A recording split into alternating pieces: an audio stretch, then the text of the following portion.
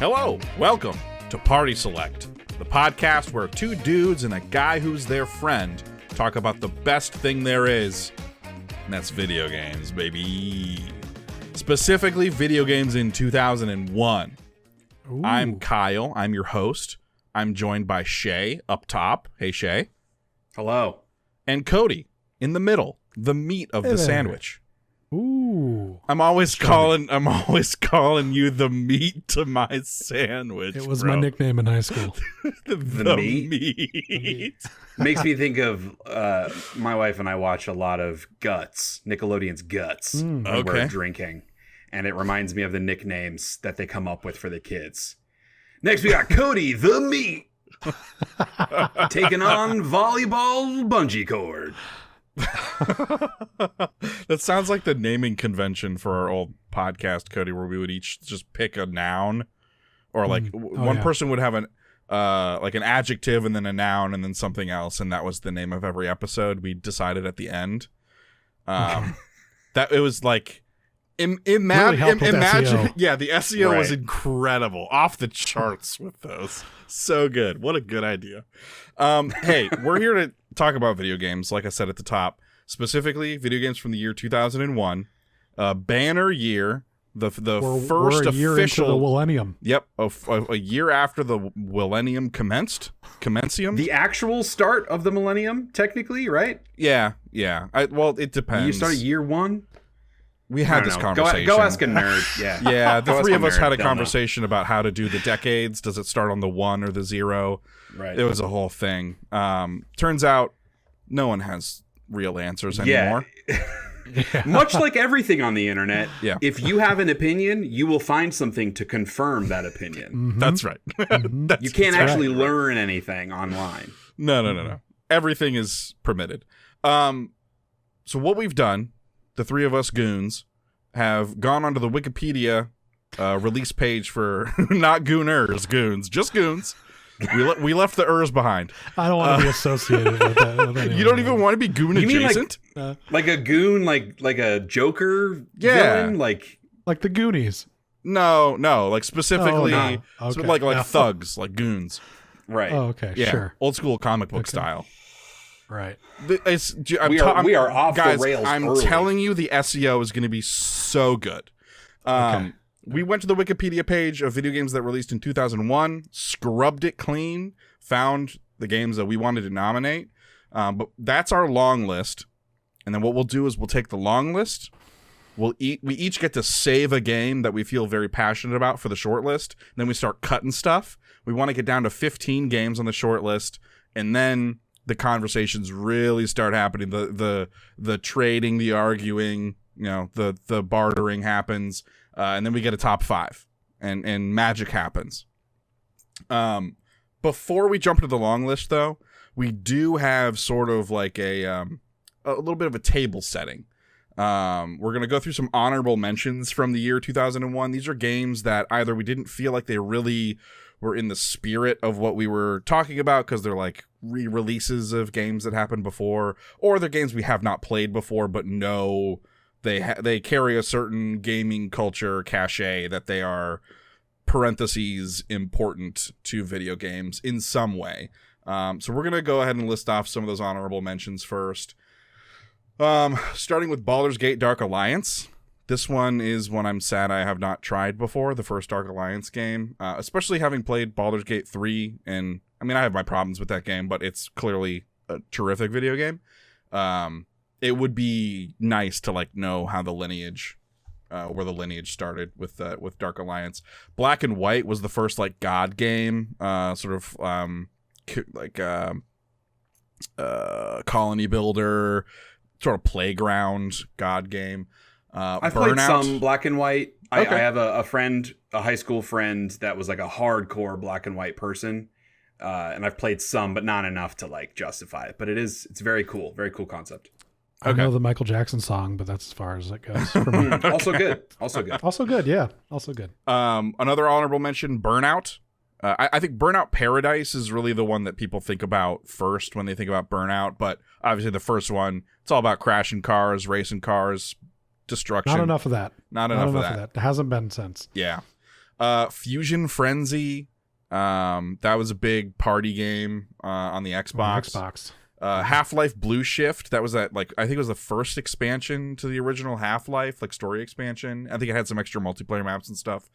Mega Man Battle Network is cool. That came out on the GBA.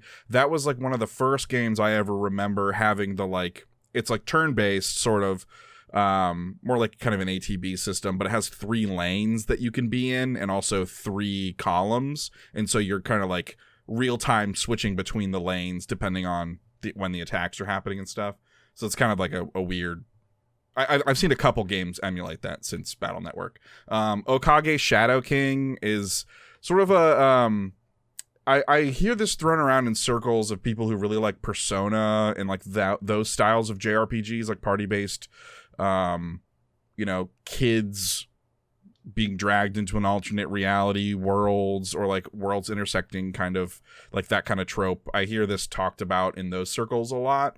It kind of has teens, yeah. They get all the cool adventures.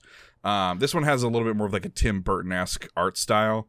The first Paper Mario came out this year. Pokemon Crystal. I don't know if we want to address why we're not talking about Pokemon Crystal on the list. The Pokemon in the room. Yeah. It's the Snorlax in the room. if you want to go listen to the Shay Hates Everything podcast, where Kyle and I did a top 5 games of each year starting in 1995, Gold and Silver won. I think that it won the year that it came out, and it just felt a little bit not in the spirit to like consider what's effectively like a Game of the Year edition in Pokemon Crystal for this. So with anything like this, especially as we get into more recent years with remasters and remakes and all that stuff, we're going to take it on a case-by-case basis. But Pokemon Crystal is a game all 3 of us universally adore. Yeah. And so it's like, is it kind of an unfair thing? Like, is that just going to win when Gold and Silver already won the award? It's like, nominating Elden Ring DLC for Game of the Year. Perhaps. Except it's way less of a new game than the Elden Ring DLC is. So. Right, for sure. We love Pokemon Crystal, but totally not eligible. Yeah. That first Red Faction came out this year. Got that good Geomod stuff going on. I think definitely Red Faction Guerrilla elevates way above this original one. I never played the original one, but I've like seen some gameplay of it. That was this year. The first Shadow Hearts was this year, another kind of JRPG that had like some timing systems during the combat. A turn-based JRPG with timing systems. I think like the story was very like kind of 90s edgy, like a little after the 90s, and so it felt like a little behind the times tonally. But like Shadow Hearts Covenant, I really liked that game. It's just like it's some weird stuff. There's just weird stuff in Shadow Hearts that's neat. Silent Hill 2, the original release, obviously. So the reason I didn't include this, I played the remake and loved it from Bloober. The reason I didn't include this on the long list is because as I was playing the remake, I was like having some memories of the original, but I feel like maybe I just watched someone play it, and so like there was a lot of stuff that I wasn't recognizing, and it made me question how familiar with Silent Hill 2 I was, and so I don't feel good about being the only person who would talk about it in this kind of a setting. But it is great. Soul Reaver 2, sort of character action platformer, with like really good art and level design, like a deceptively profound and deep story that people who are fans of it are huge fans of it. Soul Reaver 2 is pretty cool. That whole series, like the Legacy of Kain stuff, like that series is very high on my like gaming shame pile. I know. And I know there's the recent re-release. I don't remember which game that was. Was it the first Legacy of Kain? The first one, yeah. But yeah, I know people love Azrael, whoever the main character is. That. Azrael. Something like that. Yeah. Cody, you originally had Spyhunter on the list, and then you took it off. Do you want to talk about Spyhunter at all? So it was a driving game. It was if I remember correctly, it's exclusively driving, but like your car had a bunch of gadgets. It was like James Bond car, the game. Okay. And so you'd like drive around, shoot missiles at cars, like car combat, but like not arena combat, like street combat, I guess. You're a spy. And if I remember correctly, if this is the game, I could be conflating with another. I think The Rock is on the cover of this game. I think The Rock was a character in this game, if I'm not mistaken. Yeah, I liked that game. I just don't remember enough of it to speak to it. I could be wrong. So there, you are. So the Spyhunter Nowhere to Run has The Rock on it, which is that the name of the game? That might be the full name. That is this? I think it's the second or third. Spyhunter is apparently a franchise, and 2006 was Spyhunter Nowhere to Run. Perhaps we'll be talking about that on one of our podcasts. We'll see. But yeah, the original Spyhunter is just called Spyhunter. Then there's like Spyhunter 2 I'm seeing, and also Spyhunter Nowhere to Run. There was an old Spyhunter game. Very old from the 80s. Yeah, that's pretty cool. I remember playing it a couple times on GameCube. I had a pretty good time shooting stuff out of the car, feeling like a spy. But I just don't. I don't see it going very far here, and B, I just don't remember enough of it to really fight for it. Yeah, that's fair. Super Mario Advance, similar situation to Pokemon Crystal, where it's Cody, this was your first time playing. It was Mario 2?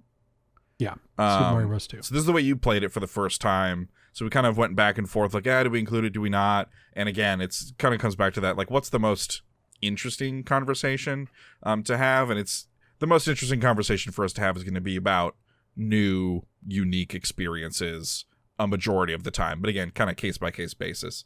So this one's just in the honorable mentions. Hey, it's cool that game probably looked better, ran better, and you could play it portably on the awesome Game Boy Advance. Totally. And lastly, Zone of the Enders. I barely played any of this game. I've played a little bit of it also, but it's a Kojima game, and so it's not eligible. Okay. Kind of similar to what we've been talking about, basically. Yeah, I'm going to ignore you completely and talk over you. The coolest thing about Zone of the Enders is that it came with a demo disc for Metal Gear Solid 2. So everyone who opened their Zone of the Enders game just did this and played the Metal Gear Solid 2 demo. I think that alone sold, I don't even know how many of these copies of this game. I distinctly remember working at GameStop when the Zone of the Enders HD collection came out on PS3. That is a very distinct memory, and that is my only attachment to Zone of the Enders. So, like, the story in Zone of the Enders is neat, though, because it's the way in which it tells its story, it feels a lot like Xenosaga. Just like the character models look very similar to that style, and like some of the voice acting and the mechs and stuff reminded me. And so like those two are a little bit linked in my head. Which, you know, if we were doing like 7 Degrees of Kevin Bacon or whatever that is, but it was 7 Degrees of Xenosaga, I could get there from Zone of the Enders. Or Metal Gear Solid 2 for that matter.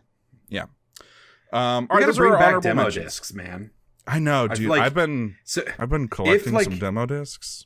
They're awesome. If Mafia: The Old Country comes out before GTA 6, imagine how many copies they could sell if they had a GTA 6. Although, like in modern times, I feel like someone would just find a way to upload that, and then everyone would just emulate or like, you know, pirate the demo disc. Well, that's why you have like a little vertical slice or whatever that's packaged. Yeah. Even for a while there, it felt like in the, you know, late 2000s, early 2010s, it felt like they were doing like pre-order bonuses for demos and stuff in a way that we don't even see that much anymore. Right. Well, that's why I have that Resident Evil 4 demo disc that you got when pre-ordering the game. Yeah. Yeah. We should bring that back. That's cool. Yeah. They could do it digitally. Yeah. Hey, anyways.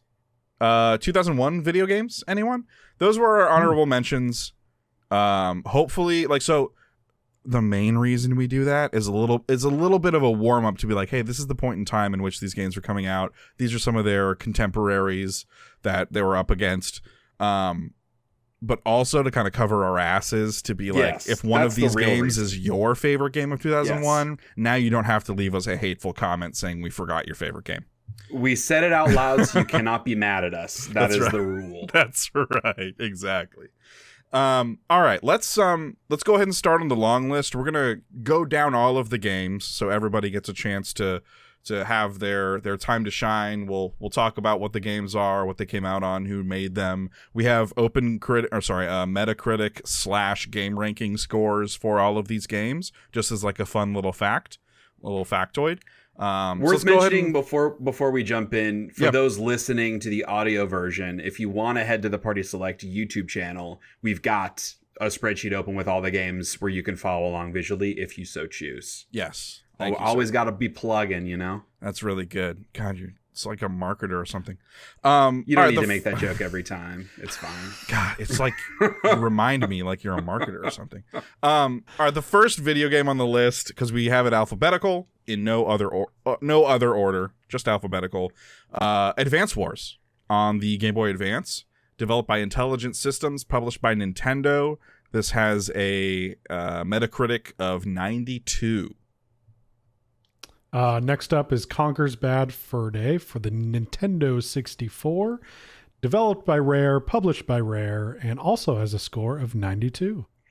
Dark Cloud on the PS2, developed by Level 5 and published by Sony, has a Metacritic of 80.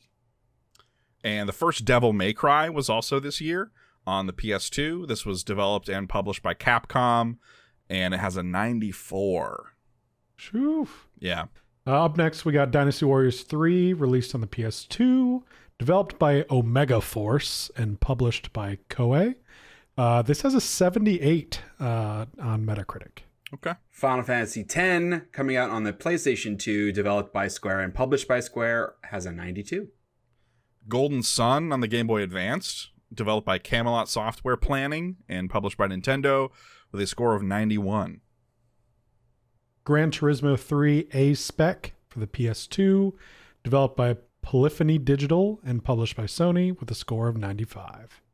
Grand Theft Auto 3 on the PlayStation 2, developed by Rockstar North, essentially, and published by Rockstar Games, has a 97.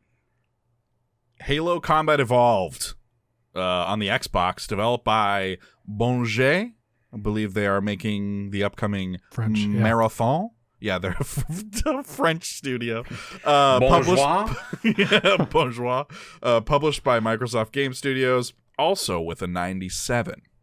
Quick side note. Imagine a game getting a 97 Not on possible. Metacritic these days. Simply not possible. There are too many bad opinions. Astrobot had a 94 last year, and that was like unbelievably high. Yeah. Crazy. Never again. Up next, we have Ico. Sure, For yeah. the PS2, developed by Team Ico and published by Sony with a score of 90. Jak and Daxter, the Precursor Legacy on the PlayStation 2, developed by Naughty Dog and published by Sony, 90.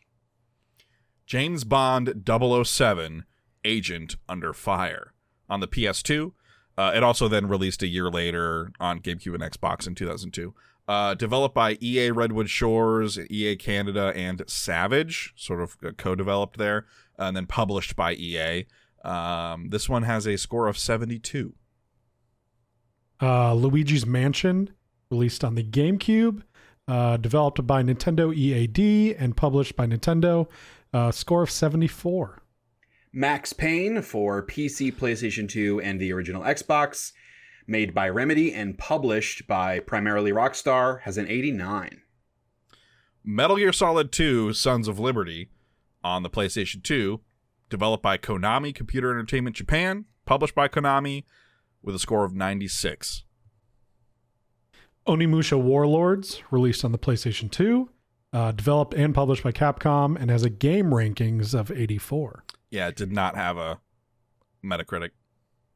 Yeah. Pikmin for the GameCube, developed and published by Nintendo, has an 89. Pokemon Stadium 2 on the N64, developed by Nintendo, published by them, and has a score of 78. RuneScape on the PC, developed and published by Jagex, and because of the nature of the game, there is no score for it. SSX Tricky, which is always tricky to say, came out on PlayStation 2, the original Xbox, and the GameCube. made by EA Canada and published by EA Sports. Big. Has a 92. Star Wars Rogue Squadron 2 Rogue Leader on the GameCube, developed by Factor 5 in conjunction with LucasArts, published by LucasArts with a score of 90. Super Smash Bros. Melee, released on the GameCube, developed by HAL Laboratory, published by Nintendo, and has a score of 92. The Legend of Zelda, Oracle of Ages, and Oracle of Seasons for the Game Boy Color, developed by Capcom, published by Nintendo, has a 92 on Game Rankings. Tony Hawk's Pro Skater 3 came out for the PS1, PS2, Game Boy Color, and GameCube, other systems a year later. Developed by Neversoft, published by Activision, with a score of 97. Man. And rounding out the list, we have Twisted Metal Black, releasing on the PS2, developed by Incognito Entertainment, published by Sony, and has a 91. There are a lot of 90 pluses on here. Yeah, I think, as I was going to say, and I don't remember, Kyle, if you mentioned this at the top, but like the Metacritic score is not what we're using to rank these. It's just a factoid. It doesn't really mean anything to us. Yeah, it's a factoid. And it's always interesting to look and see how many games below a 90 are games that one or multiple of us are very passionate about. Because every game on this list, at least one of us is very passionate about. Right. So, without further ado, we each get to lock in a game for free. This is discussionless. It goes straight to the short list, and then from there we'll discuss it in conjunction with the other games that make it. I will start as the host. That is my right. I'm stealing first place. And I'm gonna lock in. No. Okay, I actually changed my mind. I'm going to lock in Metal Gear Solid 2 Sons of Liberty. Okay. I am interested by how much you like that game. I did not realize that you liked it that much. There are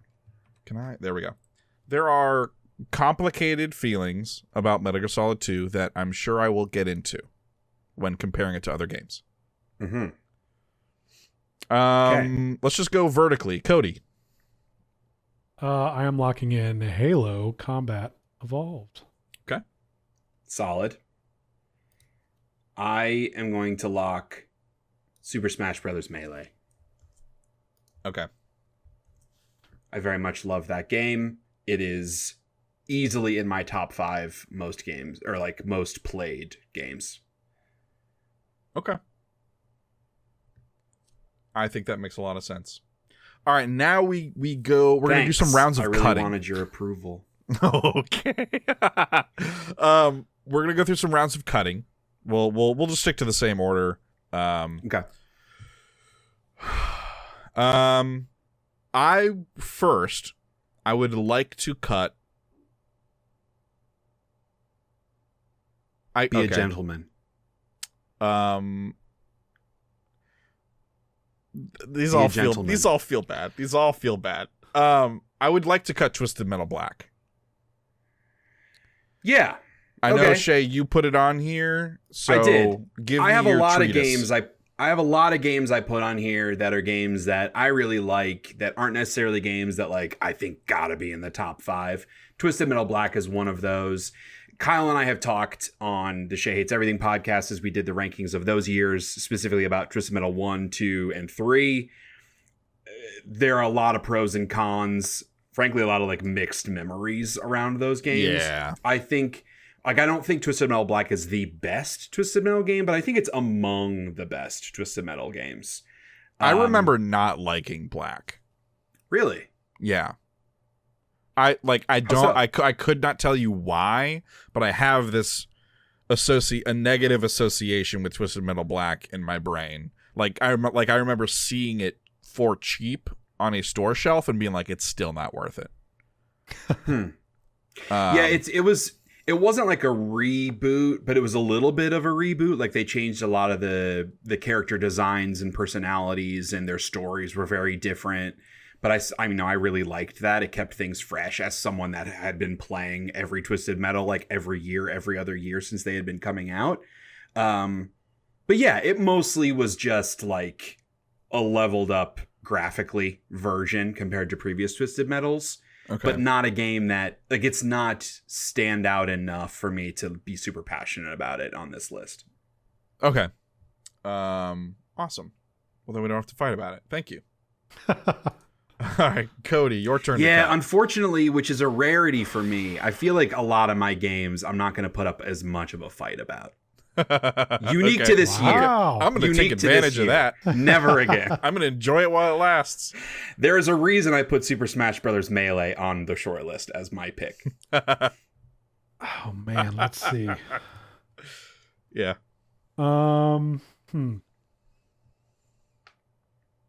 I feel so bad going after a game that I haven't played. That just doesn't feel. Well, you should. Yeah, you should. You should. Doesn't feel good. Those are ideal for this exercise. No. Is At there least when we're starting, you should have games on this list that you think are okay to cut, that you put on this list before we start going after everybody else. That's rude. I don't have that many on here. Every game you put on here, you're going to fight to be in the top 5? No, but I also don't think they should be the second game cut. That's arbitrary, man. Hey, look, if you think all of your games belong on at least the short list, then go after some other ones, man. I don't. Let me hear a strong defense for Gran Turismo 3 A-Spec. It is the best Gran Turismo game. It is one of the greatest racing sim games of all time. I think because it hits that butter zone of it's not too much of a sim where you need the whole racing wheel and all the knobs and shifters and shit. And it's accessible enough that someone who doesn't know a lot about cars can still get a lot out of it. It also has, like, for the time, had the best renders of any cars in a video game. It was the prettiest car game. You wanted to fuck the cars. I mean, you wanted to race the cars. And you also wanted to fuck the cars. You also wanted to fuck the cars. It also has, like, all these customization options where, like, you get funds from doing the races, and you can fully customize your car, like what kind of wheels you have on based on the track that you're racing, and all that other stuff. Like, Gran Turismo 3 A-Spec is a fan. Like, I don't like cars. I'm not a car guy. I love this game. It is very good. Okay. Shay? Yes, we cannot cut Gran Turismo 3. Okay. Do you have another one? It might be my favorite racing game of all time. Yeah. Yep. And I say that as someone who's not huge on racing games to qualify that, but still. Right. All right. We'll go with the first Jak and Daxter. I don't like cutting that this early, but yeah, you're probably the biggest champion for that here. Yeah. I like Jak and Daxter. Shay and I were always Ratchet and Clank guys. Yeah, I've not played the Jak and Daxter games. Okay. The other Jak games are better, frankly. 2 and 3 are better. So okay. We can get rid of that. All righty. I'm going to cut Dark Cloud. I really liked the first Dark Cloud. I think the second game is way better than the first game, which, like, doesn't disqualify it on its own. It's an action RPG. I think it's more action than it is RPG. It's a little bit like a lesser Ocarina of Time in a lot of ways, but it's got procedurally generated dungeons, which was really cool and novel at the time. Yeah. And it had a party system, if I recall. Yeah. And there's a whole town building mechanic where, like, you go on your dungeon runs, come back to the town, you could build it up. So it had, like, that loop going, which was neat. Yeah. It was a cool game, but very, very rough around the edges. And I think, especially in that town section, I think the frame rate was dog shit. Yeah, bad poppin'. Yeah. The graphics overall just weren't that strong. Yeah. Which, like, they totally fix in 2 with all the cel-shaded stylized stuff, and they really make it look great. Dark Cloud 2 is a very strong contender in a couple of years here. Yeah. Yep. Oh, shit. Okay, my turn.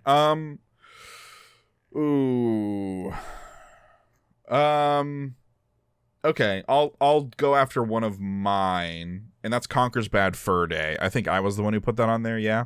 Does anyone else have things they want to say about Conker? Okay. I didn't really like it. It was super edgy, right? Yeah, like super edgy, like very inappropriate. Like, it has this, but very silly as well. Like, the whole singing poo boss is, like, legendary in video game culture. I think there's a lot of stuff to like about Conker. It played worse than the other platformers of its ilk. Like Donkey Kong 64, Mario 64 released on a played Nintendo worse. platform.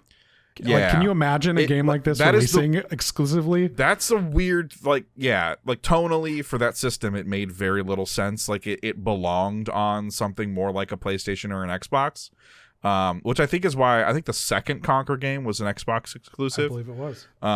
So that made a lot more sense. But I think there's a lot to like about Conker. If you grew up in the 90s, and that attitude was kind of part of your social, it was like one of your social touch points. But if not, I think there's very little there that elevates it beyond like what Donkey Kong 64 or Mario 64 were doing. I know in the games of the decade we talked, I think I like Donkey Kong 64 or Banjo-Kazooie more than Mario 64. I like Conker's.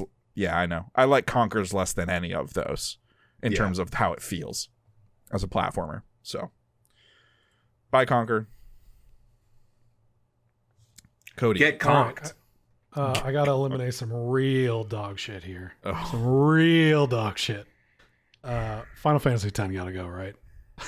I'm kidding. I don't actually dislike that game. I'm just giving you shit because I know you both really like it.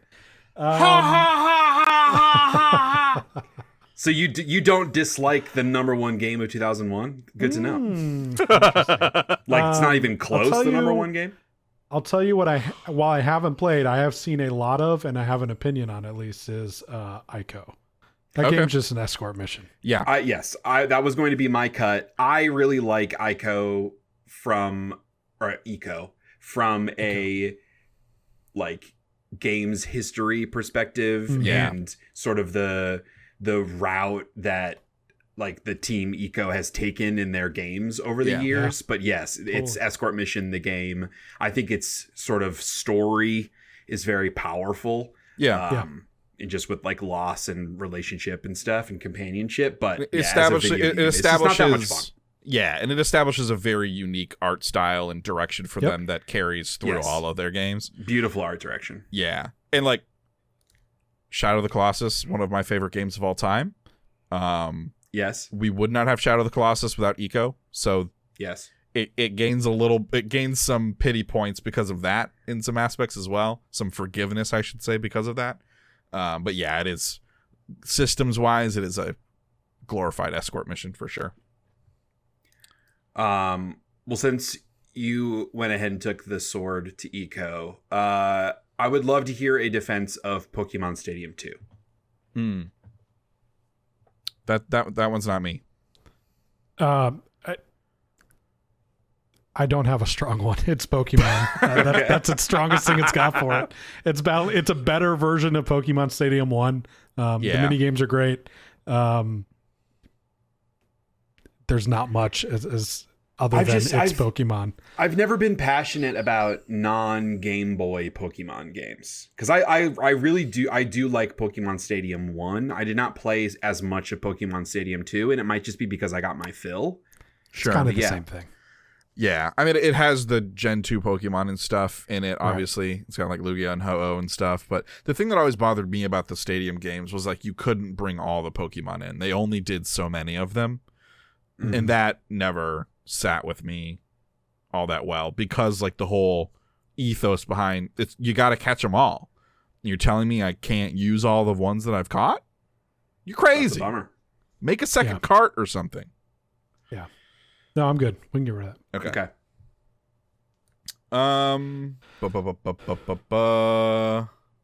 Do we want to do a round of moving? No, let's do some more cuts. Let's do another round. Yeah. We got plenty to cut here. Yeah, I still have plenty I can go through. Max Payne, I put this on here. I'm going to take the axe to that one myself. It's important to me as a Remedy game.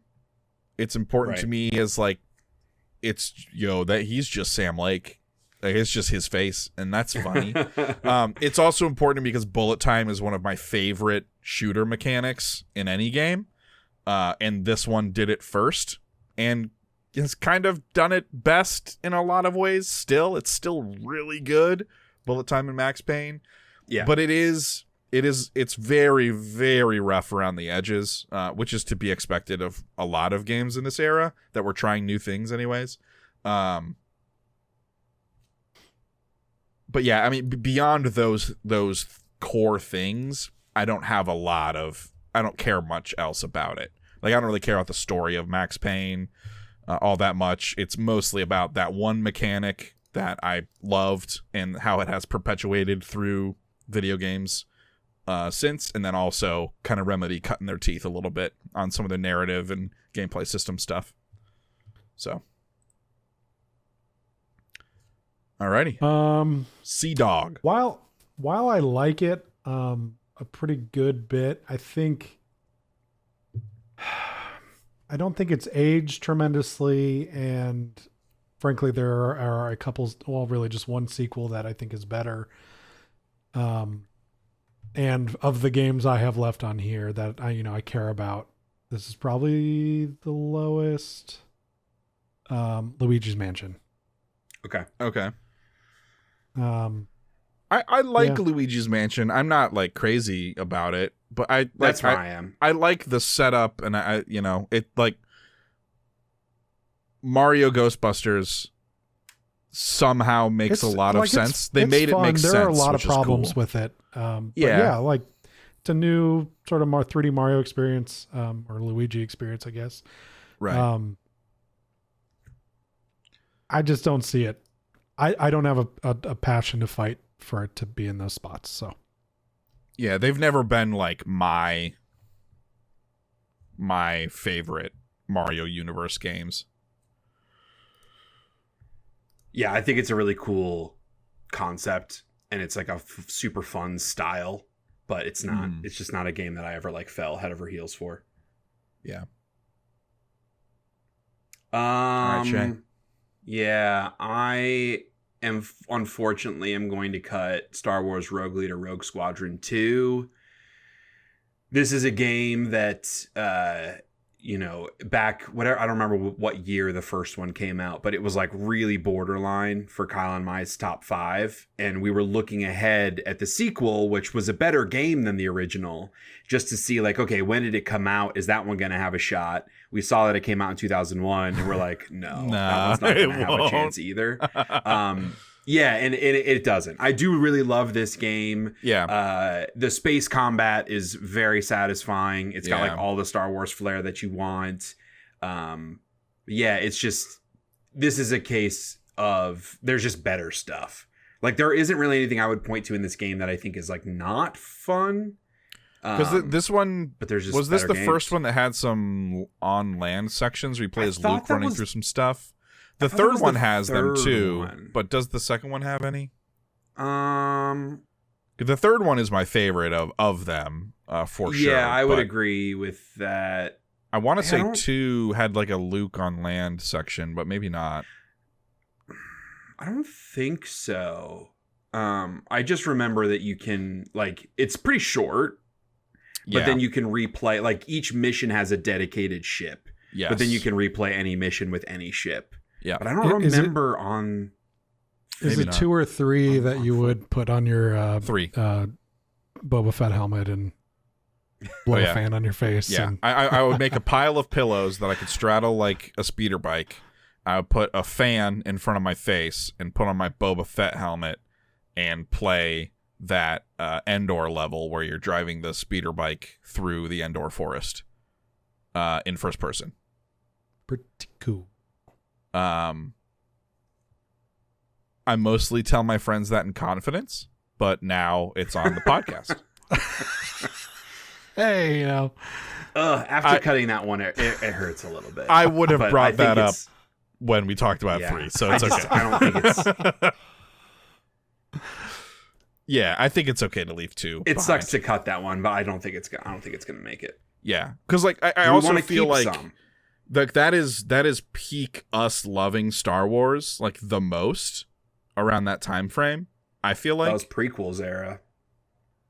And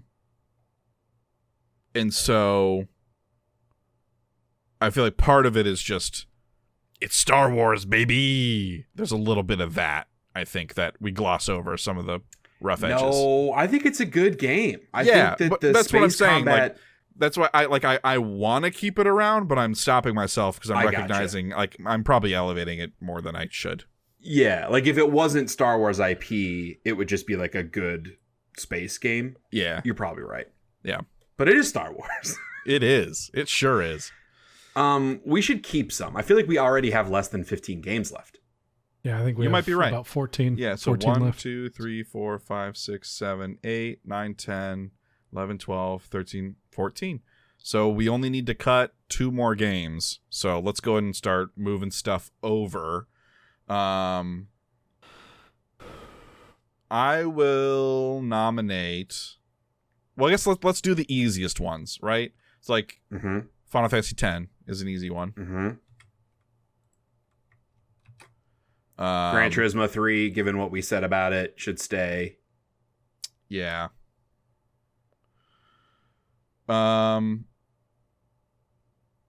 We should probably bring Pikmin over, right?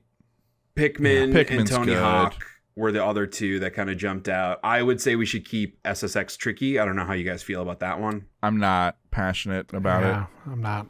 Sorry. The game's real good. I remember thinking it was good when I played it, but I have no strong feelings. I mean, look, we only have to get rid of 2 games. So, Shay, if that's like one of the ones you super want to bring over, we should just go bring it over. I think so. We're kind of going out of order here, but let me talk about Onimusha Warlords, because that was going to be my next nom to cut, because I think we should keep Devil May Cry 1, and they kind of sit in a similar space with like the 3D action that's fair games. And I would definitely keep Devil May Cry over Onimusha Warlords. Okay. I think like the vibe and the style of Onimusha is so dope. It's like samurai goth demon I want to play through the Onimusha so games fucking cool. Yeah, and that's the biggest thing that stands out to me is like the aura around that game, not so much the actual like combat in the game, compared to something like Devil May Cry, which is also super goth demon-y shit, but is elevated by the over-the-top combat and boss battles and all the QTEs and stuff from that series. And Onimusha is a more like toned down, self-serious version of that. It's a great game. I think the second and third games are better. But yeah, that's what I would say about Onimusha. Okay. SSX. We're moving that over, so that is greeny weeny. That's the wrong green. I fucked up. There is a remake of Onimusha Warlords. Yeah, right? I don't remember when that came out. Or very recently. Because the new one, they're remaking the second game, which I found interesting that they're jumping to the second one and not remaking the first one on modern consoles. But yeah. Okay, so let's go over what we have left. We have 1, 2, 3, 4, 5 slots left. Yeah, we don't need to keep 15 games. Right. But with what's left on the long list, we can kind of make some calls on what should stay or go. Yeah, I think we should bring Oracle of Ages and Oracle of Seasons over. These are, I think these are really solid Zelda games. They're very good Zelda games. 2D Zelda games. I've not played those. They're on Game Boy Advanced, right? No, Color. Color. Oh, okay. What was I thinking? What's Four Swords the Adventures difference? is on Game Boy Advance. That I have played. What are the differences between the games? It's a totally different story. You have different items. And the cool thing about these is if you, because they did sort of the Pokemon method of having 2 different ones, if you beat one, you could have, a friend take your cartridge, put it in their Game Boy, link cable with your Game Boy with the other one, and then import your save, and you'd have a totally different experience when you played the other one. Like new items, new story things pop up. It is a totally competent, more than competent 2D Zelda game for it being restricted to the Game Boy Color. Yeah. It's rad. The music's great. What little there is. The sprite work is really well done. It looks incredible on the Analog Pocket. Very good stuff. Yeah. All right. I mean, if you guys are both passionate about it, we should keep it. Yeah. Did you remove one? Why are we back at 10? SSX Tricky was on there twice. Oh, okay. we can just go down the list of remaining games on the long list and then just decide to keep or cut each one. Yeah, so let's start with Advance Wars. I like Advance Wars a lot. It's been a long time since I played it. I've not picked up the 1-2 remake or whatever. Right. Yeah, I haven't played it in a really long time. I just know I really liked it. Like I remember playing a lot of Advance Wars on my Game Boy Advance SP while like waiting for a doctor's appointment or sitting outside the school or on the bus or whatever. I remember I played a lot of Advance Wars. Yeah, I think the art style is probably the thing that sticks with me the most. I remember liking the art style from what I saw of it, but it's just like that kind of like tactics based RPG is not super my jam. Sure. I did want to check out the 1+2 remake, but again, because it's not the kind of genre I like, I just never prioritized it. Yeah. I mean, for me, I was playing this around the same time that I was playing Final Fantasy Tactics Advanced. And so I was very into that kind of tile-based tactics game at the time, and so it was hitting really, really well for me. I don't know that it has to. I don't know that it has to go over to the short list. I have a lot of affinity for it, but sure. Okay. Dynasty Warriors 3. That's also a you game, Kyle. I do really like Dynasty Warriors 3. We were talking before we were recording. Dynasty Warriors 4 and 5 were more the ones that I would push for as being amongst my favorites, but 3 was the first one we played. Yes. I am in my head right now. I'm listening to the intro song, the guitar riff for the intro to Dynasty Warriors 3. It is fucking awesome. Yeah. So it's, dude, Dynasty Warriors 3 is fucking rad. I will say it probably performs the worst of all of them. They all perform the worst. Yeah. Yeah. Like I remember specifically in 3 though, the slowdown being the worst of 3, 4, 5 on the PS2. Yeah. The pop-in was always real bad. Of course, yeah. I think like in that new Dynasty Warriors game, the pop-in's still kind of bad. Right. It's sort of a trademark of the series. Yeah, now. for sure. I think like I love Dynasty Warriors. I don't know that I would qualify any of them as being like amazing games. 5 is an amazing game. Okay. Well, we'll get to that. But do you think that Dynasty Warriors 3 sticks around? No, it's fine. You're right. When you're right, you're right. And you're always right. No, that's not true. Thanks. Don't. I was quoting Spaceballs. Fuck you. You're wrong. It's literally recorded. No. Don't clip it. All right, Golden Sun. I've never beaten Golden Sun. I've started it a few times. I've always wanted to play. I have a couple friends who Golden Sun's like their favorite GBA RPG. That's a franchise that should come back. That's super dead. Yeah. Who did we say made Golden Sun? Looking at the list. Golden Sun. Camelot Software Planning. I doubt they're still around. I wonder who has the Golden Sun IP now. Maybe a conversation for another day. But like, so it sounds like Golden Sun's not sticking around then. If we're all kind of like, yeah, okay. Grand Theft Auto 3. Yeah. We can cut Grand Theft Auto 3. Was it 3 and then Vice City? That is correct. Okay, because I remember Vice City was where it like got really good. San Andreas, yes. Vice City, San Andreas, and 4 are like the triumvirate of Grand Theft Auto games. Yeah. Grand Theft Auto 3 was the first 3D one. I'm also a huge Grand Theft Auto 2 fan. Back in my like edgy days, I was like, Grand Theft Auto was better, and when it was 2D top down, which in some ways I still think is the case. But it was the first 3D game, so it had a lot of them figuring out how to make an open world in 3D. It didn't have the best story compared to the other ones, but it is a very fun time. Like any open world crime-based game of that era, you're gonna find fun in it, especially the age that we were. Yeah. But it is not amongst the best Grand Theft Autos. Okay. James Bond, Agent Under Fire. This moves. Nightfire is better. This game is fucking awesome.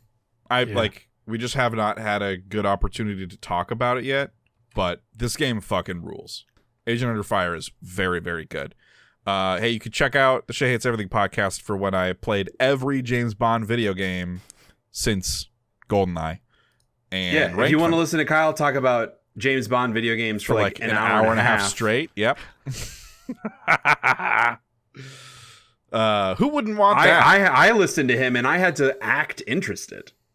It's honestly the best hosting job I've ever done. No, I think a lot of the James Bond games I've not played, and so it was fun to like have you revisit those because a lot of them like I'd never even heard of. Yeah, it was.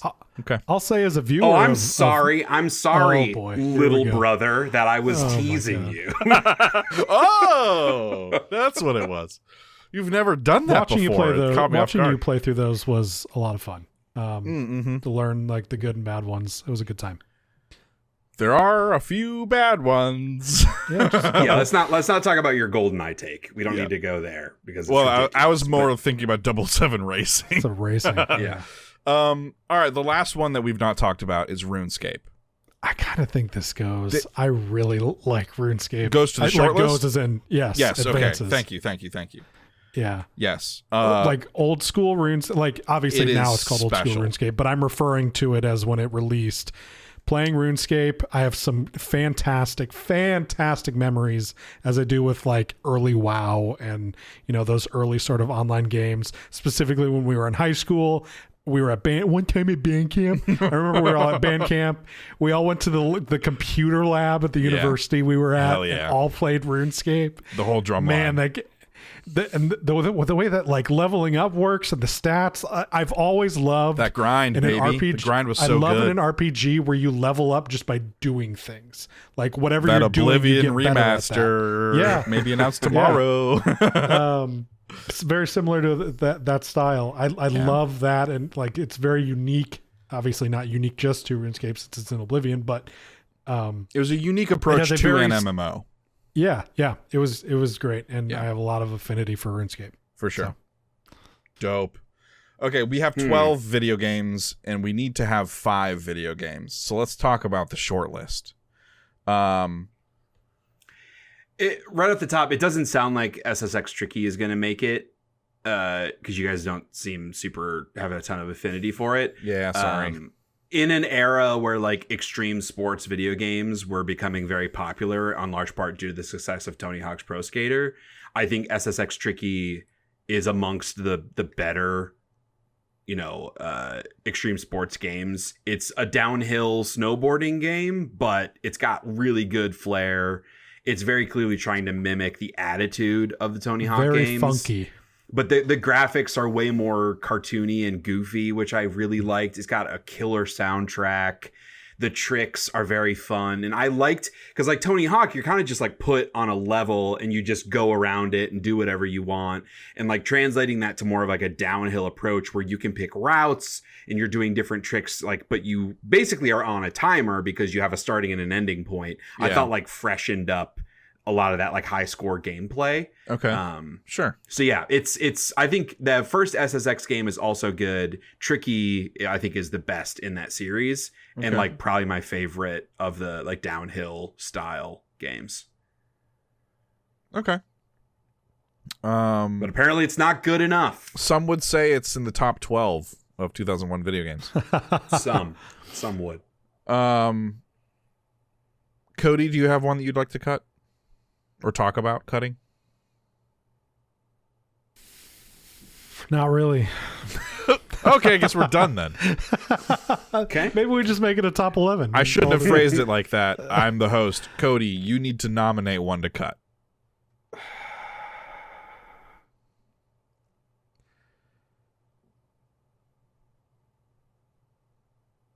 I have so few that I care about on here. That does make it hard because you don't want to like give up one of yours. Right, because then I don't have much to say about the ones that make it through. Is the thing. Right. Are there any on here that like we feel pretty confident are going to be in the top 5 to like put a tentative yes? Maybe that's a good place to start. Not locking anything in, but just like to see what we're working with, and people can raise their hand and say, "No, I don't think that's top 5," and then we can have that discussion. Okay, I think so. What would you say, Halo Cody? should be in the? I think Halo's going to end up in the top 5. I'm not as passionate about Halo, but I know you guys are. I think that deserves to be in the top 5. I think Final Fantasy X is definitely going to be in the top 5. I think there's arguments to be had for Metal Gear Solid and Super Smash Bros. Both ways. I think there's going to be some contention there, so maybe we don't immediately say those. Interestingly, I think Cody, you and I advocate for Metal Gear Solid 2, and then Shay and Cody would advocate for Melee. So Cody, I think there's two of us for each of those games. Yeah, it's just Shay and I alternate on which one. I mean, I like Metal Gear Solid more than I like Melee, but I like Melee. I'm really surprised to hear you guys so passionate about MGS2. There isn't a bad Metal Gear Solid game, my brother. That's not what. Well, it's Metal not Gear about Solid because 2. I like.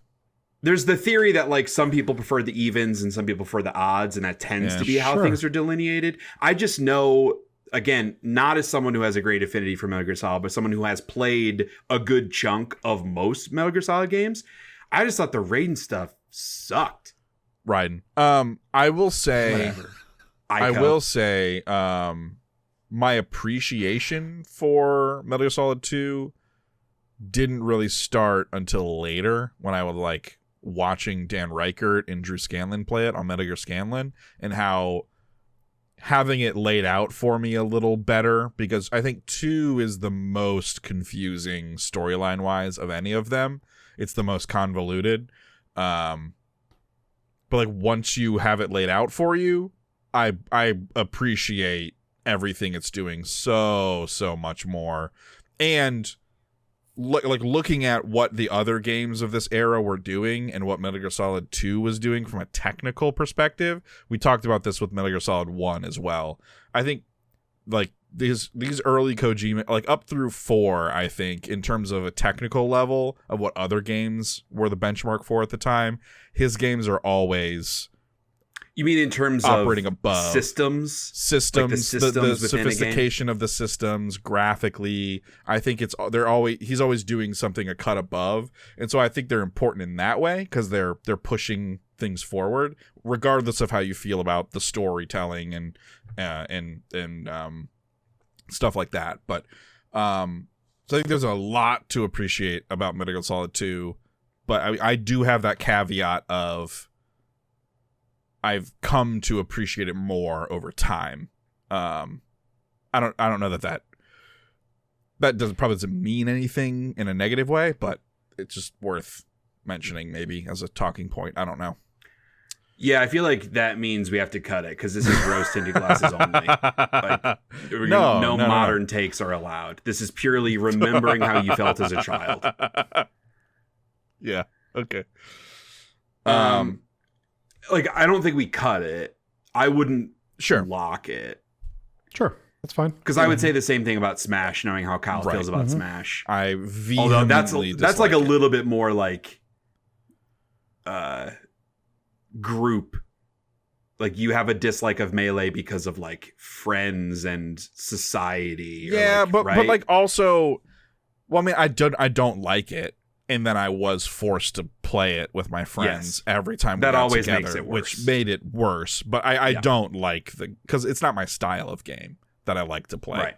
So and for me, while I don't play a lot of Smash, aside from maybe Ultimate, Melee I think is the best one.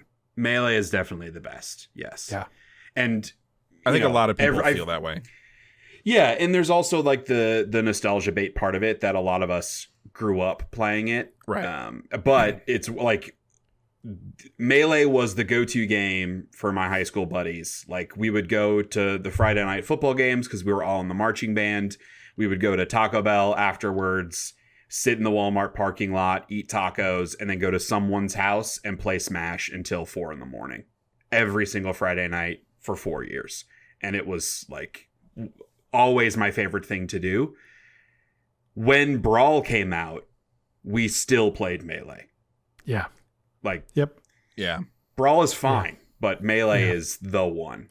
Ultimate, I think, was really cool in how it combined everything, but it's also like the subspace emissary mode in Melee and the way that you unlocked characters. That I did like. And so many of them were like totally obfuscated challenges. And then there's the combined version that when you unlock them, you have to beat that character to actually unlock them was very cool.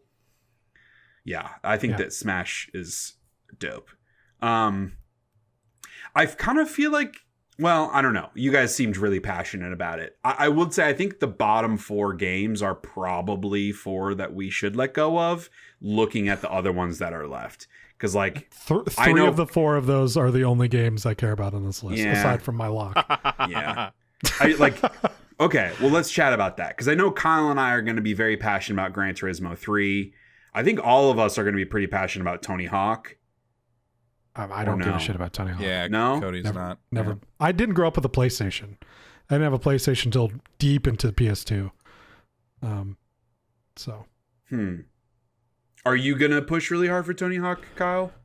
Not really hard. I really like that course creator in 3. Okay. I think that's probably my favorite of the course creators because of its simplicity and allowed me to like make stuff really fast, and like I could come home from school, make a skate park in like 25 minutes and then skate on it for a couple hours and have fun that way. And that's how I engaged with it. I've kind of moved past skating games. Yeah, but it's not, the list isn't which of these games would you play now. Yeah, but like in terms of what I want to celebrate now, today Kyle wants to celebrate, I still like Tony Hawk as a person, and I like having memories of playing those games, but I am not passionate about celebrating them in the same way that I am about other franchises or games. I feel like Also, that's kind of a weird delineation, but yeah. Okay. For reference, my first Tony Hawk game was Thug. Okay. I had never played one before then. Okay. Because Pro Skater 3 is definitely my favorite of the Tony Hawk games. I think it is the best combination of soundtrack courses. The 4th one is where they kind of eliminated the time-based component of it, which I think is pretty integral to the fun of the game, is like maximizing your last 10 seconds, getting off that last big trick. But I don't know. It sounds like, I mean, if Cody has no frame of reference and Kyle's not super passionate about it, I don't know. But I look at like Zelda, James Bond, RuneScape, like none of the, I don't give a shit about any of those games. So it's hard for me to let go of one that I'm super passionate about too. Right. Like I said, I'm an easy mark for a lot of my games, which we have cut a lot of my games. I feel like Tony Hawk is a rare. I'll make a concession here. Of the bottom 4 of my 3 of the bottom 4, I'll cut Zelda. Since neither of you played it. Oracle of Ages and Seasons? Yeah. I played those, or one of them. Okay. I played one of them and liked it. But I'm not like crazy passionate about it. Of those 3, that would be the one I would cut, because you know Me too. obviously all 3 of those are gonna go through. So yeah, okay. Like, is Agent on Fire, like, is it that good that it's one of the 5 best games of the year? And that's not me trying to throw shade at it. Yeah, no, I'm comparing it to some of the other games on the list. If it's in the top 5, it's 5. It's in the top 5 for me, but I think it is 5. Because obviously you wouldn't take Smash. What would be your other 4? MGS, Halo, Final Fantasy, Gran Turismo? Yes. And then 007. So you'd take it over Tony Hawk. I would. Yeah. And I would probably take it over RuneScape It and RuneScape might have to fight for my 5 slot.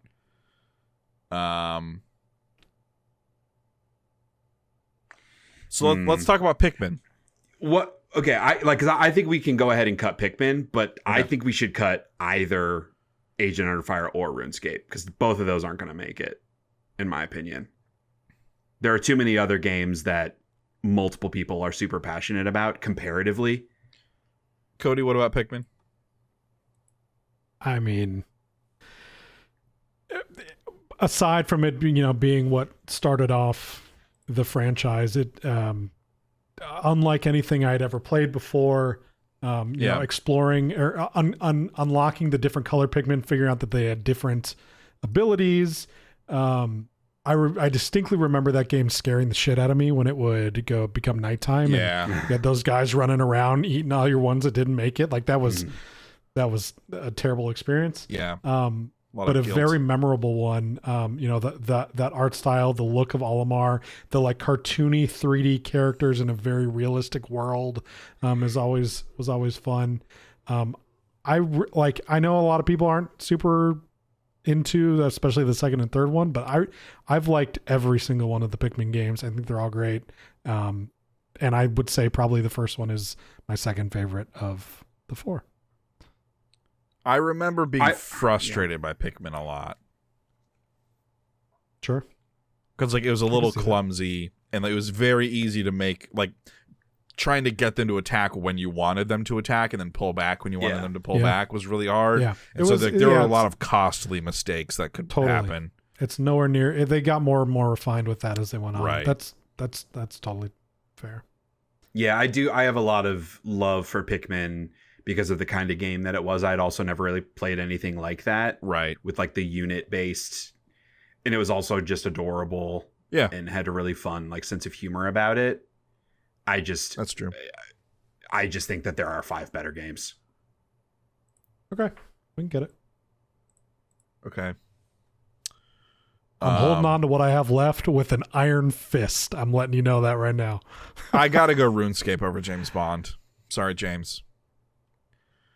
That would be your pick also, Cody? You would take RuneScape? Yes. I've never played Agent. I've only watched Kyle play it. So okay. I think very campy. It's very fun. Okay. We should tentatively bold RuneScape because you guys, that it can win those head to heads. Yeah, you guys are both really unified and being passionate about it feels good. Okay. We can go ahead and cut Tony Hawk.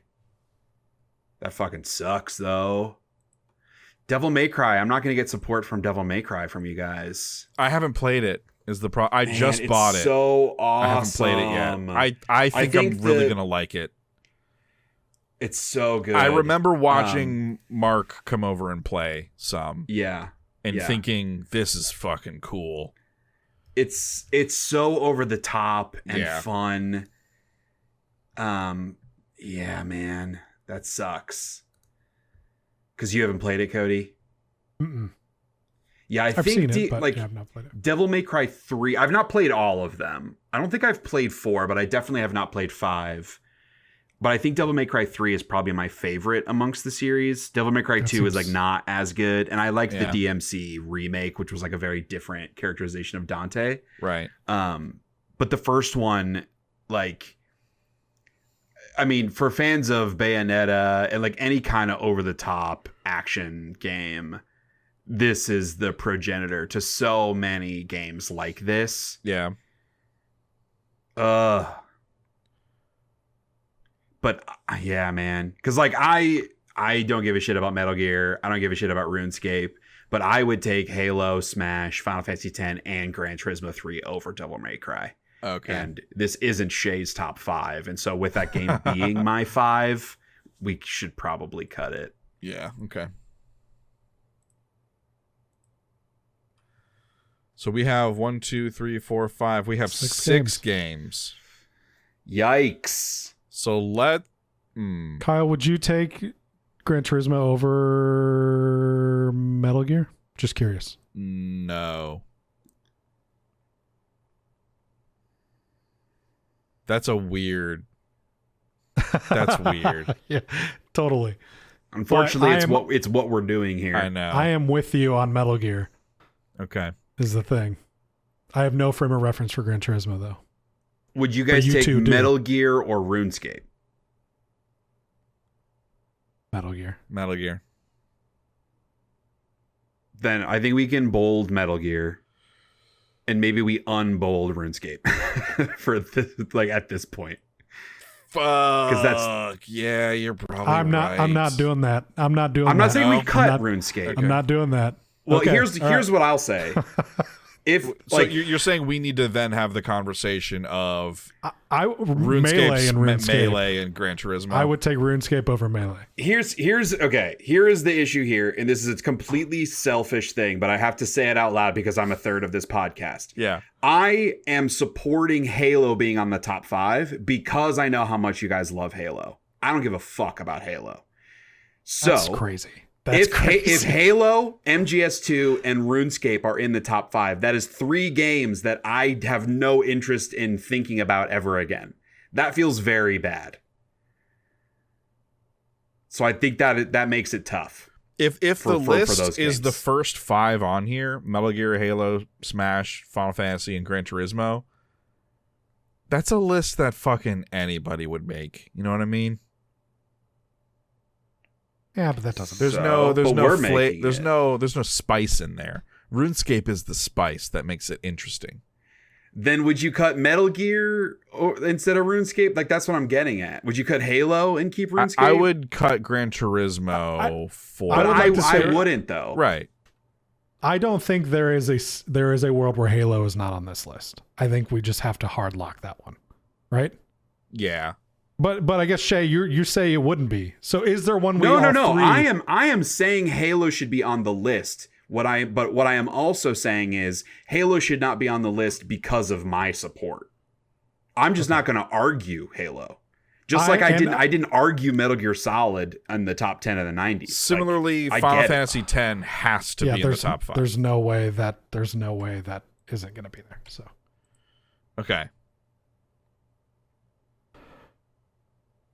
I think you're right, Kyle, that the top 5 games are maybe like people would say, your average gamer would say are the top 5, but that doesn't make it wrong.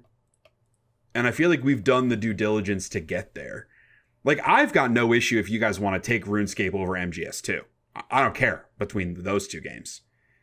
But I don't think both of them can make it. I guess, yeah, the problem is, right, I would rather have RuneScape than Gran Turismo. And so that...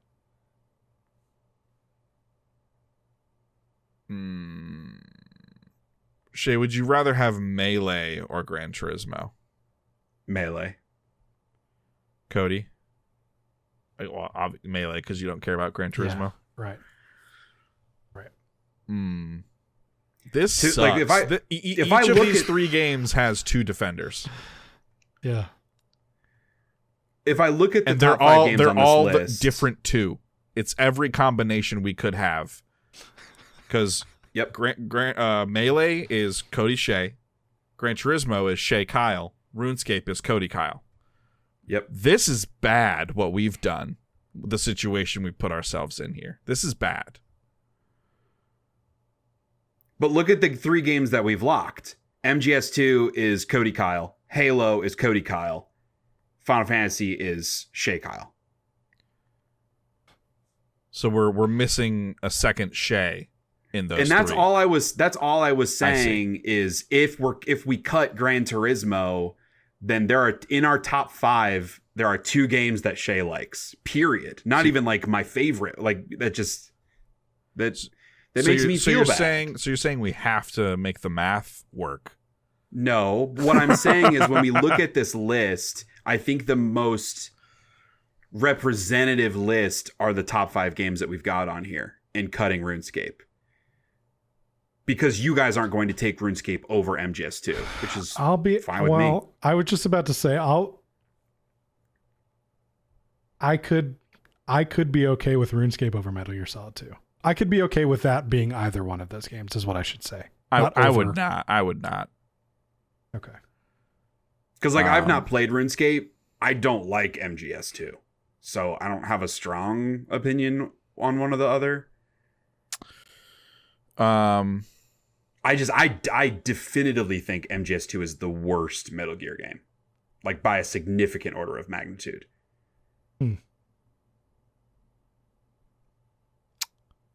Huh.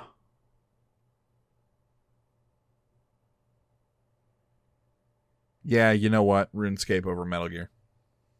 Yeah, I'm all right with that. I'm doing it. There you go, Kyle. Are you happy? That's a strong Is that the spice. spice?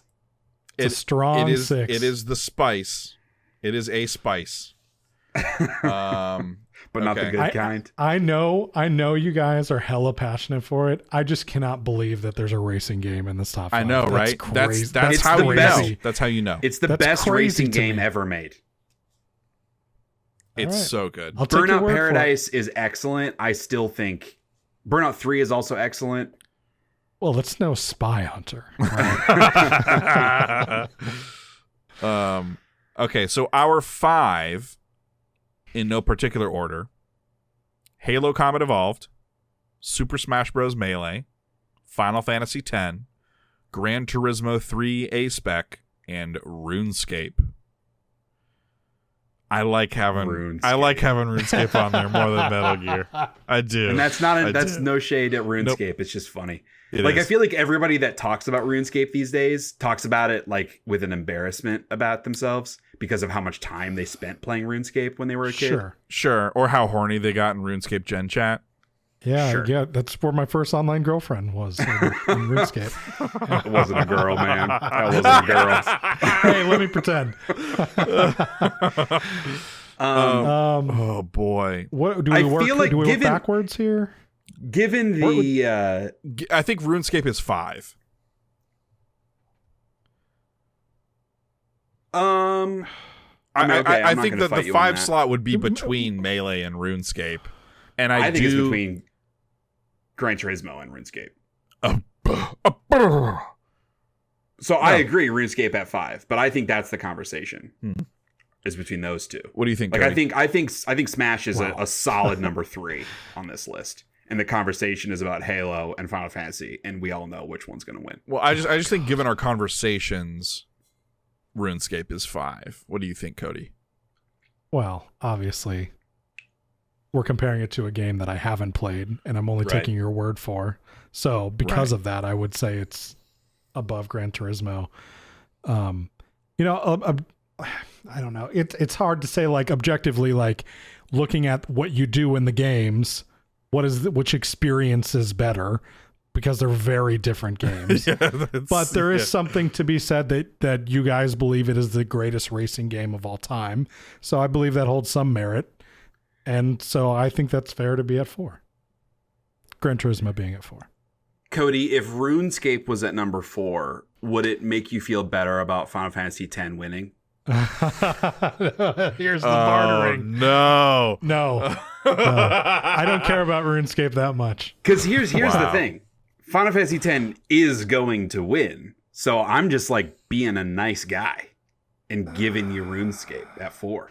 So you should take it. That's what I say to that. Yeah. All right, let's put RuneScape at 5. Yeah, RuneScape at 5. Yep. GT3, I think, is at 4. I would offer up. I think GT should be above Smash. No, like Smash is 5. No. Like looking at these, Smash is my least, and I offered up RuneScape at 5, hoping we could get Smash at 4, because I have an enormous distaste for that video game. But no, though. Like, I understand why you did that, but no. I'm not going to back down on if that's the case, Melee should be 4. If that's the case, then Halo needs to be a strong contender for 1. I'm not having my 2 games. I can't do that. I can't. I love Halo so much. I can't. Final Fantasy X, I can't, dude. I just can't do it. Final Fantasy X is It's which the number can you 2 not game do ever less? made. Which can you not do less? Halo at 1 or Smash at 3?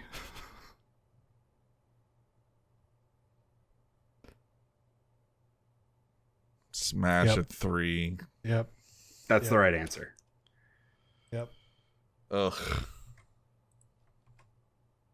I think this list feels equally bad for all of us, which means it's a good list. Which means it's a good list.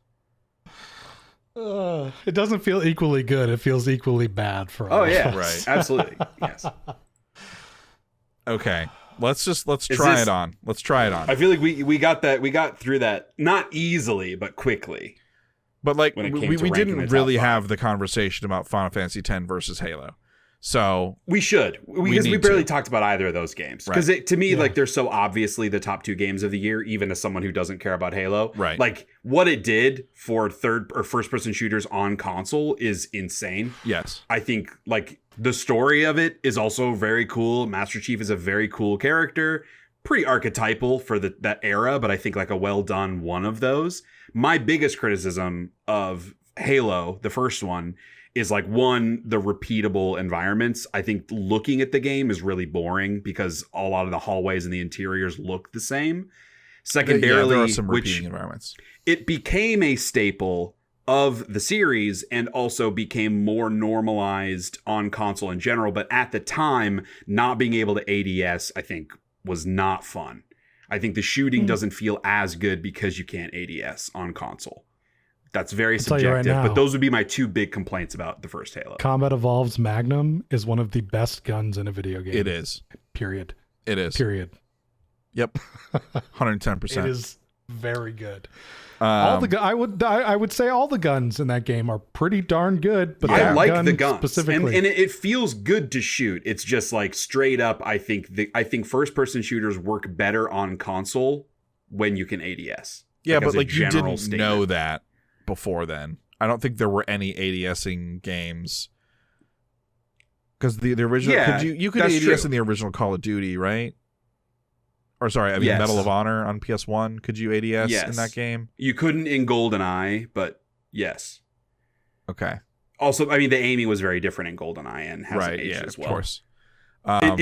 It's as far as like first person shooting felt on a console, it was very good. It's purely like I just don't think it's as good as I think a lot of people talk about it. Sure. Because aiming, it's the aim assist, it's not as good. Sticky grenades. Oof. Sticky grenades are great. Yeah. The Warthog, the Ghost. Just the like everything is physics iconic. On the Warthog is like worked in its it's favor. fun because it's janky. Yes. Yeah, like in multiplayer, ramping those things off each other, flying up in the sky. Yeah, it's good. It was fun first. Oof. Yeah. Fun first game design. Potentially some of the stuff by accident, but Final Fantasy X. Holy shit. Sphere One of the Grid, best stories in the history of video games. Like Sphere Grid is amazing. When I die, cremate turn-based me combat and put me in me in spheres and put me in someone's sphere. As someone who doesn't love this game, the Sphere Grid is so overwhelming. And that's not good. That's not a good thing. It's not overwhelming. No, it's not. There's only really a couple paths you can take. It's linear. Yeah. Yeah. You reach points where you can make choices and you can jump to other areas of the Sphere Grid. Eventually. There are many options. They ramp you up on that. They ramp you up to that. Objectively, it's not overwhelming. Subjectively, it was very overwhelming. Sure. Right. I don't know. It's one of the great stories of all time. The characters, like every character is amazing in that game. Yeah. Every single character is a 10 out of 10. A Final Fantasy X out of Final Fantasy X. That's right. Yeah, it's an X out of 10. Except for the ending. How so? What's wrong with the ending? It was all a dream. Well, that's implied. It's not real. Yeah, but then they make it literal in 10 too. So that's it's totally hard different. It's hard to look at it not knowing that now. No, I don't agree with that because I think there are ways to interpret Final Fantasy X-2 also that make it That's fair. What's also interesting, I don't, maybe it's because I didn't grow up with it or I didn't play it at the time of release, but I have played a good chunk. I've played up until at least what my memory serves, being the Seymour fight when he has anima. Yeah. Mm-hmm. That's pretty deep. Yeah, that I distinctly remember making it that far, and like way back when I played it, I think that's where I struggled. And I think that's like when you're in the moon. That's before Guado Salam, so that's I not think that it is far. Guado Salam, isn't it? No, I think that up is the through Guado when he Salam uses anima. He uses anima in the Blitzball tournament when you first go to Spira. Okay. Yeah, that's not that deep then. Yeah. Okay, if that's not that deep, I was gonna say like, so I mean, I've played a good portion of that. I didn't find the love that you guys have for it, which is unfortunate because it sounds like there's a lot there to love, but yeah. So it's not that I dislike the game by any means. I just don't have the same passion for it that you guys were able to find in it. I found the combat system and like the character swapping to feel so good. It's so quick to swap characters in and out, like, in like adding real time. the tracker for who comes up next and like seeing that swap as you made different choices, the ability to manipulate that in combat as part of your strategy, and also like the specialties of each character. The game does a really good job of like putting you up against a wide variety of enemies in each zone, so that there's always a specialization. Yeah, combined with the huge level of customization on your weapons, which is so fun to explore and build. Like specking Waka, like giving him armor piercing and darkness and silence on his like blitzball. Like it's so sick. Yep. So would you say like the thing that you both think that the reason that you think that this game is what it is to you, is it the story? Is that first? It's like, all. It is the whole package. It's all of it. I don't think there's an ounce of fat. Like as much as Blitzball. Well, you're right. You know what? You're right. Blitzball is not fun. Blitzball is the ounce of fat. I've played Final Fantasy X over a dozen times to completion. Only a couple of years ago did I win a Blitzball match, because the game only forces you to play one match, and it doesn't expect you to win. You're intentionally very under-leveled against your opponents. And it was like it was 4 or 5 years ago on my 10th playthrough of the game that I finally won that match of Blitzball. You get like an extra item or something, like a Mega Elixir or an Elixir or something. I think it's even better than that, but I don't remember. Yeah. I think you get something pretty cool, but yeah. Okay. Even like getting the ultimate weapons is so fucking fun. All the hidden secrets and stuff that you have to pursue. The fucking butterfly race is bullshit. Dodging lightning bolts.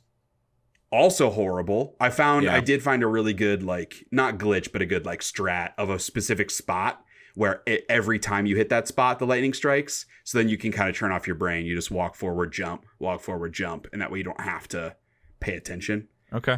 But if you were to go back and play, would you play the PS3, the remaster version? Is that like the ideal version? PS4 or PS4? So I have it on Steam Deck, and that is a really good way to play those games. I have it on Steam. I put it on the Steam Deck. That's a really good way to play them.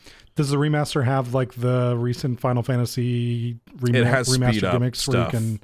It does skip random in battles and speed up. And actually, it's really good because you can speed up the animations, but the music plays, so you still get all the really good music. Cool. I think so. I think I'm not making that up. I don't think that's true. The speed up, I don't think that's true. It doesn't matter. But yeah, the PS4 version is good. It comes with Final Fantasy X 2 also. Is that one just totally not worth playing? It is. I think the combat system is very, very fun. It's like a jobs-based. It's like jobs-based-esque, but you only have the 3 characters. Right. But just like it's very fashion oriented, and so they've got different cool outfits, and I like that stuff. I think that's fun. And the fact that characters can switch between any variety of jobs, I think is really cool. And you basically have like a job sphere grid that you manipulate within combat to switch, and so you build your own grid that has a different combination. We don't need to talk about Final Fantasy X 2. We'll get there. Right. It's not. There is not a top speed 5 up. game. There's not speed up. Yeah, I didn't remember that being in the I game. think it is in 12 though, right? The re-release of 12. Correct. In Zodiac Age. Yes. That's what I was thinking of then. Okay. Anyway, our top 5. You want to count it down again, Kyle, for the audio listeners? So in the number 5 slot is RuneScape.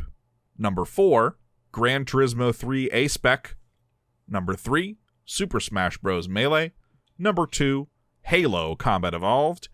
And the best game of 2001 is Final Fantasy X. With That's RuneScape on there, I feel really good about it. That's better. That's list. better than Metal Gear Solid 2 being on the list. Yeah. My top 3 games made it. I'm very bummed about Devil May Cry. I'm very passionate about that game, but I get it. It's a would bummer. rather have Gran Turismo. Like, once I saw it, I was like, I need to order these games and play them. And I had a chance to play some of the first one over this past weekend. I just wasn't in the mood to start it. I feel like I did juggling, bro. I feel like I did a disservice. Juggling. So fun. I bet I really like it. I also really want to check out combos. Onimusha Warlords. I've really wanted to play the Onimusha games. So Yeah, me too. One from here that I definitely want to check out. Because I've only played like a handful of hours of 3, which is the one That's with... one with Jean Reno. Yes, Leon yeah. the Professional. Yes, that's the best one, I think. Yeah, Nice. pretty cool. All right, well, hey, there you have it. If you also have different ideas on what should have been in the top 5 of 2001, you can leave them in the comments below the video, or you can email us at partyselectpod@gmail.com. Send us an email. You can write to us we have a Blue Sky. You can follow us on Blue Sky. Send us replies to whatever you want. However, there are multiple ways to reach out to us. Give us your feedback on our list. Let us know what would be on your list, and maybe we'll talk about it the next episode on the next flagship podcast, or we'll, have a little dialogue with you about your feelings. And next month About video games. Not like your feelings, and don't leave your feelings in general. Let's not. I'm not your doctor. Yeah, this isn't therapy. Go to ChatGPT for that. You know what I'm saying, guys? Just talk to the robots, not a human. Yeah. They have it figured out. Yeah, next month we'll be doing a worst games of 2001. Yes. Which will be very fun in a very different way. And I really imagine there will difficult be to at do. least one game from this long list that'll also be on that one. Gee, I Incorrect. wonder which one No, will be nominated. we will be cutting that joke before we get there. Hey, Or I'll just add MGS2. hey Shay, hey Cody. Thanks for doing this. This was fun. Yeah. I'm gonna cut off this conversation before it becomes not fun. Mm-hmm. Okay. When you talk about adding Metal Gear Solid 2 to the bad list, I'm cutting this conversation short. This was a good time. I look forward to doing it again next month. Talk about some bad video games. Then the month after that will probably be 2002. Who knows? We might have a different Maybe the world retrospective will end, idea. Yeah, or the world will end. it's the two outcomes. Yeah. Either Honestly, I don't know which one I'd prefer. either there'll be a this point. 2002 podcast or the world will end. That'll be your barometer. Hey, Yeah. love you all at home, watching, listening, wherever you're at. Have a fantastic rest of your month, and we'll see you in May. Peace out.